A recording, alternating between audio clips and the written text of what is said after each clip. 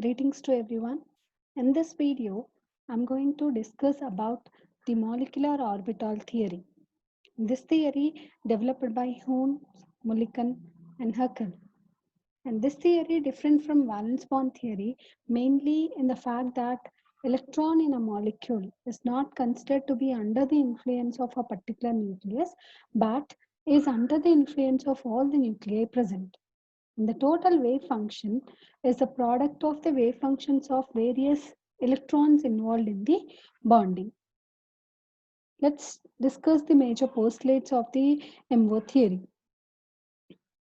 Atomic orbitals of atoms overlap to form a molecular orbitals, and the number of molecular orbitals is equal to the number of overlapping atomic orbitals. If we suppose two atomic orbitals are combined and it results in the two molecular orbitals. And the two molecular orbitals, one can be bonding molecular orbital and the other can be anti-bonding molecular orbital. Based on the energy, they can be differentiated.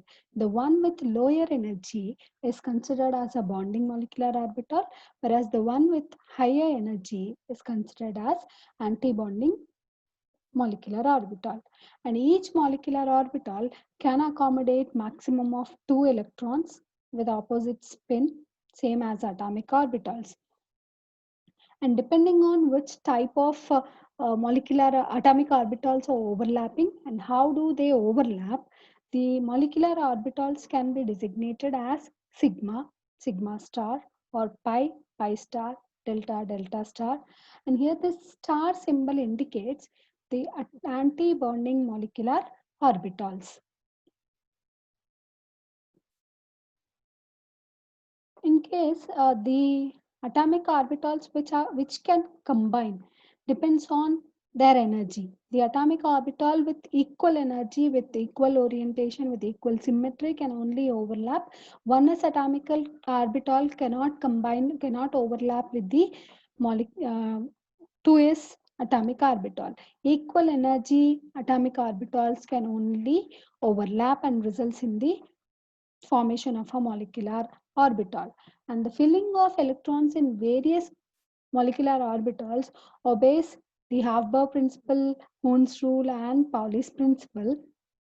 Means there are maximum of 2 electrons with opposite spin they can pair up, and once they half fill, then only the pairing will take place, and the electron will fill in the increasing order of their energy. These are the three rules which are even obeyed by the molecular orbitals, same as the atomic orbitals.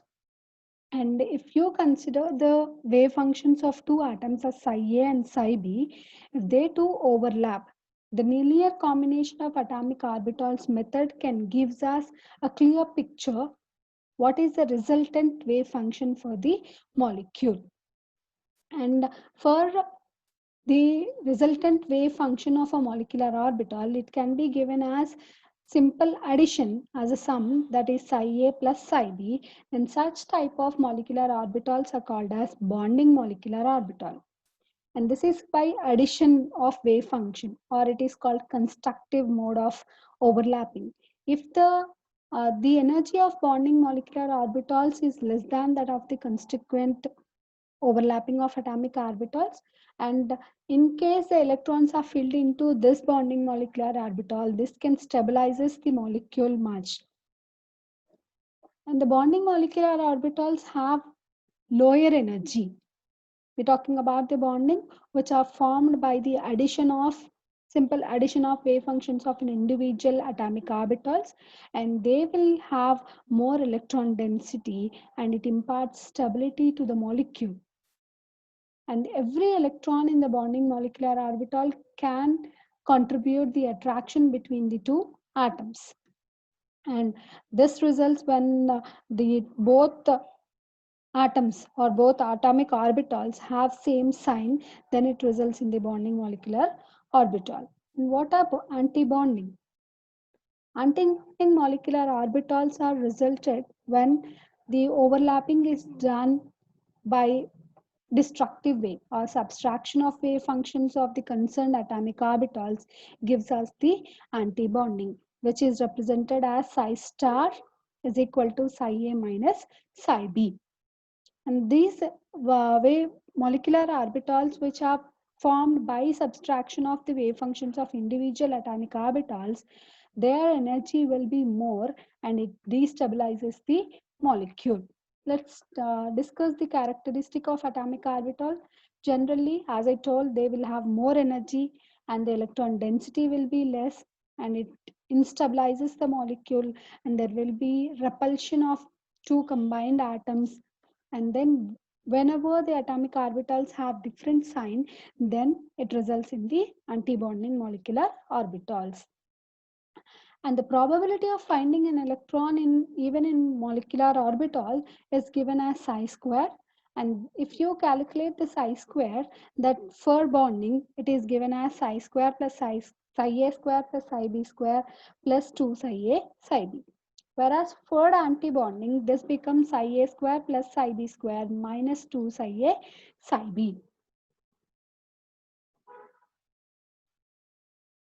And the shape of the molecular orbitals depends on the type of combination.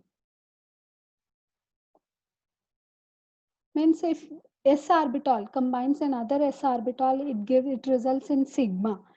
With if they both s orbitals have same sign, they results in the sigma, means bonding molecular orbital. If they results of if the atomic orbitals are of two different sign, then it results anti-bonding psi star. And for molecular orbitals, we use gerade and ungerade terms to indicate the symmetry. If the molecular orbital is symmetry, they are called as gerade, and if they are not symmetry, they will be noted as ungerade. And even magnetic properties is judged in a molecule based on number of unpaired electrons. More the number of unpaired electrons, more will be its magnetic property. And even the EMBO theory proposed the bond order also. The bond order is equal to half of the number of bonding electrons minus anti-bonding electrons. And this bond order indicates the number of bonds in a molecule, and the strength can also be known from the bond order.